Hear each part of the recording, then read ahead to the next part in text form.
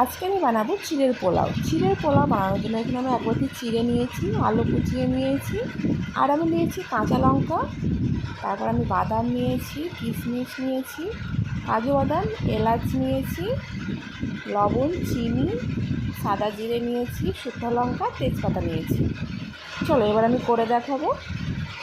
আচ্ছা, আমি কড়াইটা ফার্স্টে ভালো করে গরম করে নিয়েছি, খুব ভালো করে। তারপর আমি একটু রিফাইন্ড অয়েল দিয়ে দিয়েছি। এরপর আমি একে একে কাজু বাদাম, তারপর কিশমিশ,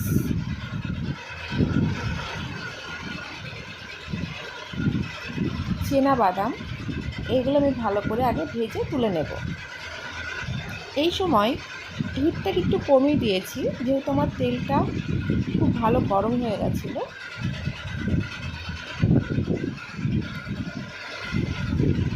এরপর আমি দিয়ে দেব সাদা জিরে, তারপর আমি দিয়ে দেবো একটু লবঙ্গ, এলাচ, দারচিনি, এগুলো আমি দিয়ে দেব।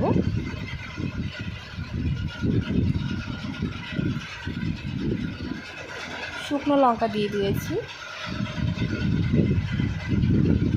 এরপর আমি আলুটাকে দিয়ে দেবো। এখানে আলুটাকে একটু পাতলা পাতলা করে কাটতে হবে, বেশি মোটা কাটা চলবে না।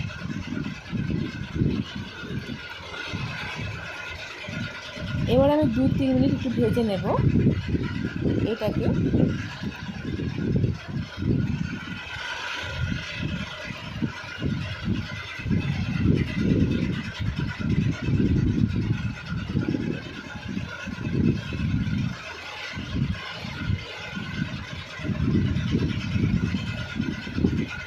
এরপর আমি একটু দিয়ে দেবো হলুদ, তারপর একটু লবণ দিয়ে দেব।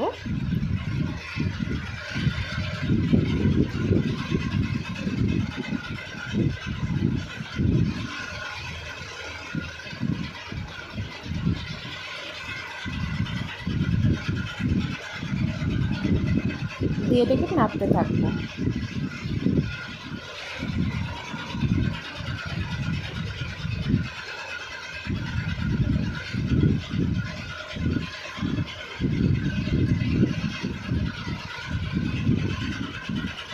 দেখুন আলুটা সিদ্ধ হয়ে গেছে, যেহেতু পাতলা পাতলা করে কাটা আছে, আলুটা সিদ্ধ হয়ে গেছে।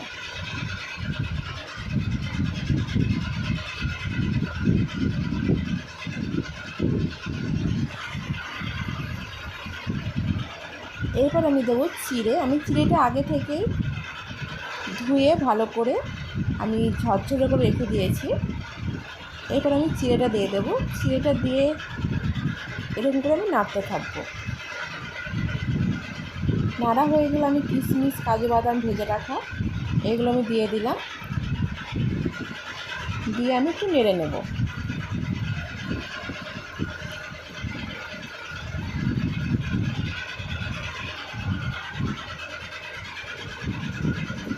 এরপর আমি দিয়ে দেবো